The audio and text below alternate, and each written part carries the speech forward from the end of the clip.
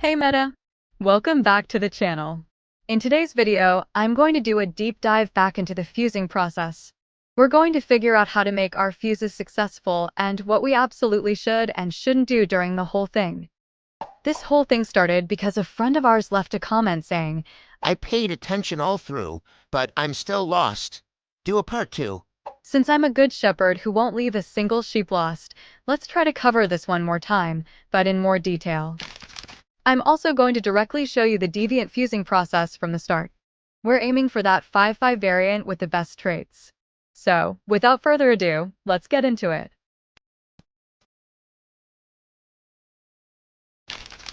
In the left and right tubes, I already have Blue Lonewolves without any combat traits. Then, in the middle tube, or the material tube, I'll add one wolf for Moonlight Assault. Even though the chance is only 50%, it's fine, we'll toss it in. If it works, great. If not, no big deal because the wolf is easy to find. Next, I have two onion deviants, one with the Crackshot trait and the other with Crackshot plus Worn Out. Since we're already using two Blue Lonewolves that have the Distant Tears trait, Worn Out has a low chance of being passed down, so we're safe there. Let's fuse it and check back in about 10 minutes. By the way, the Crackshot trait can actually be obtained from any combat deviant. So, it really depends on your luck. I've personally never gotten it directly from spamming Shadowhound. I've only ever gotten the Psychic Kid trait. Maybe 1000 spams just isn't enough to get Crackshot. So, I usually prefer to just buy it from the market or directly from other players via trade when someone lists it in the chat world. That clears up where we're getting this trait from. Moving on to the results of the fuse. After 10 minutes, we got a Blue Lonewolf with the Distant Tears and Crackshot traits. Moonlight Assault didn't seem to pass down during the fuse, but it's okay because, again, wolf material is easy to get. If you play on the Manabus or Endless Dream servers, you can look for the wolf near the Greywater camp area. Just keep switching worlds after you get a wolf or if you can't find any at all. It's rare to see a pack of wolves in that area. It's usually just one, but since it's close and seems to almost always spawn there, I recommend looking for it in that spot. Once we have at least two wolves, we'll move on to the next fuse. In the left and right tubes, we have clean lone wolves, and in the middle tube, we place two wolves. This will make the Moonlight Assault trait pass down chance 100%. It's guaranteed if the setup is like this. We fuse it, and after 10 minutes, we get a lone wolf with the Moonlight Assault trait.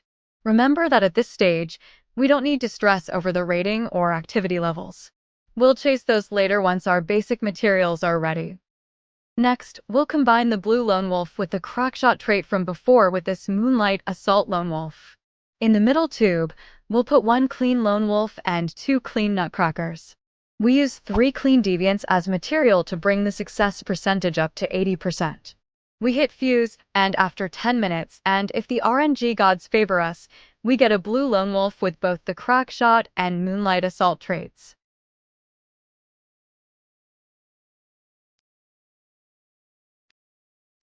After that, we're going to try to duplicate this Blue Lonewolf by fusing it with a clean deviant.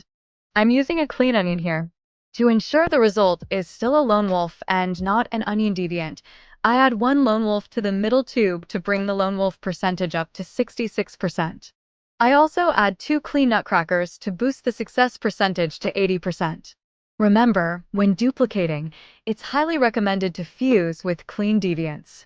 We fuse, and after 10 minutes, it turns out not all the traits pass down. And the worst part?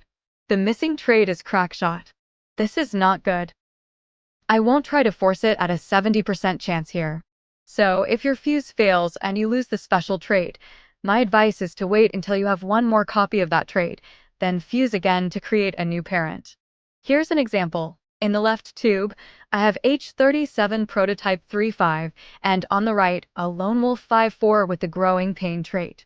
In the middle, or the material tube, I put a Blue Lone Wolf Crackshot, one wolf, and a Blue Lone Wolf Crackshot plus Moonlight Assault. With this composition, the percentage for becoming a lone wolf is more dominant, and both Crackshot and Moonlight Assault are 100% guaranteed to pass down. Plus, since we used 2 Blue Lone Wolves, the chance of getting a Blue Lone Wolf is more dominant. I intentionally placed the 3-5 on the left and the 5-4 on the right, hoping to get a 5-5 immediately. But after 10 minutes, the deviant we got was a Blue Lonewolf 5-4 with Crackshot and Moonlight Assault. Still a successful trait transfer. Next up, we'll try to duplicate this deviant and its traits again. This time, I'm pairing it with a clean Lone Wolf, and I'm filling the middle tube with 3 clean deviants. We fuse, and after 10 minutes, and if our RNG is good, we get a Blue Lone Wolf with Crackshot and Moonlight Assault. Yeah, the rating activity dropped. It went down to 3-4 from combining 5-4 and 3-5. But that's just RNG. Our goal was duplication, so it's not a major issue. While getting a 5-5 right away would have been luckier, having all the traits passed down is already a huge win. We'll duplicate that parent Blue Lone Wolf again by pairing it with a clean Lone Wolf and filling the material tube with 3 clean deviants. After 10 minutes and a little RNG help, we get another Blue Lone Wolf with full traits. Next, since we now have 3 Blue Lone Wolves with full traits, it's time to try fusing and finding that 5-5 variant. Actually, once you have just one copy, you can start hunting for the 5-5 immediately, but I added an extra copy just to be safe. Here, I'm pairing a Blue Lone Wolf 3-3 with a Lone Wolf 3-5. This is where the copies come in, to make the chance of Crackshot, Moonlight Assault, and Distant Tears more dominant. We add the copies to the material tube. This makes Crackshot and Moonlight Assault 100% guaranteed to pass down, and Distant Tears becomes more likely to be transferred. We fuse, and after 10 minutes, we get a Blue Lone Wolf 3-5 with all the traits. The stage of chasing that 5-5 variant is pure RNG. So, make sure you have plenty of 5X and X5 variants so you can keep fusing. Sure, you could just buy the 5-5 variants to speed things up, but they're expensive. I have a lot of 5X and X5, so I'm just using them up. It also helps clear out my storage a bit. At this stage, I repeated the process 9 times until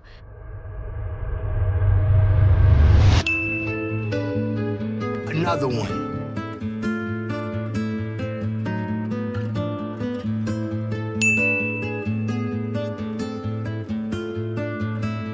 Another one.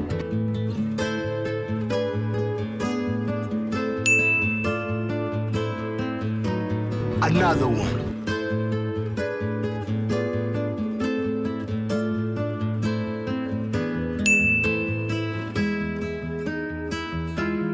Another one.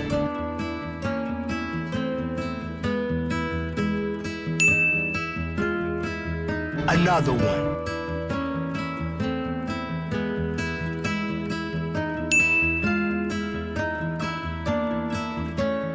Finally, on the 9th try, I got the 5-5 variant. Insane, right? At this point, it's actually fine to fuse with a deviant that has a territory trait, like this Nutcracker. The Heartthrob trait won't pass down to the Lone Wolf, because it's exclusive to territory deviants. However, if this fuse were to turn into a Nutcracker instead of a Lone Wolf, we would definitely lose Crackshot and Distant Tears. Crackshot is for combat traits and Distant Tears is specific to the Lone Wolf trait. That's why the material in the middle should ideally be a copy of the Lone Wolf to make the Lone Wolf result more dominant. Or, you can use the same type of deviant, like in this Zapamander fuse example. I want the trait from this polar jelly to pass down to the Zapamander. So, the middle material tube must have at least one Zapamander, and it must not be filled with polar jelly. This makes the chance of getting a Zapamander far more dominant, and sure enough, after 10 minutes, we get the Zapamander.